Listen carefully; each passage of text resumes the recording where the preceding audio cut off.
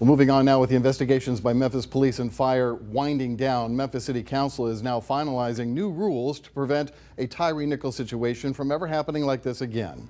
Our Jay Shakur is live at Memphis City Hall. So Jay, I understand 2 ordinances have already passed tonight. Can you tell us more about them?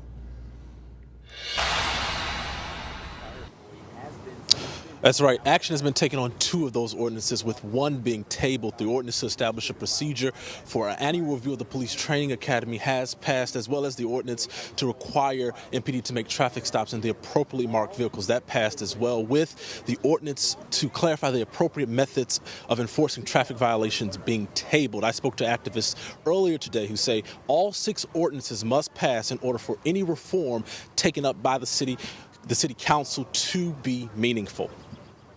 For the Memphis City Council, Tuesday marked a final push to get 6 proposed Memphis police and fire reform ordinances across the finish line and passed.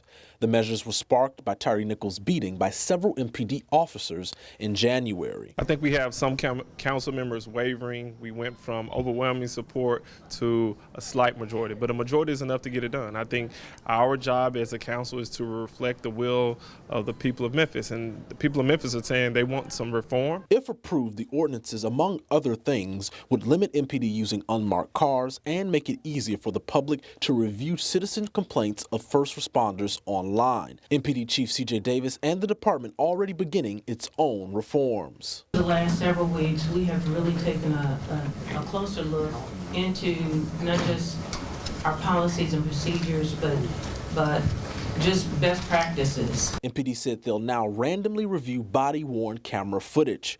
They're also changing the criteria for how officers are chosen for special crime initiatives. Those with criminal justice reform group Decarcerate Memphis said MPD's promised changes aren't good enough without the city council approving its own measures. My question is, why is that just now happening? 4 out of 5 of them had, I guess we can call them flags, in their personal records. And again, this is not a proactive response. Moving forward, City Council member J.B. Smiley also wants pension reform looked at for those who violate MPD policy. The city's chief legal officer said a lieutenant who supervised the MPD officers and on scene the night of Tyre Nichols' beating retired before he would have been fired in a disciplinary hearing. We have to figure out ways that we can remove this. We have to figure out ways to change the existing law so that taxpayer dollars are not going to individuals who commit egregious acts. This is a problem. This has been an existing problem for a very long time. Like I said, it's not a loophole. It's part of the contract, and they all knew that.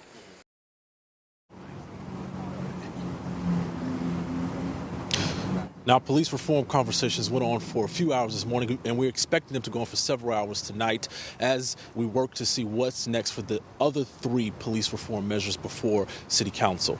In downtown Memphis, I'm Jay Shakur.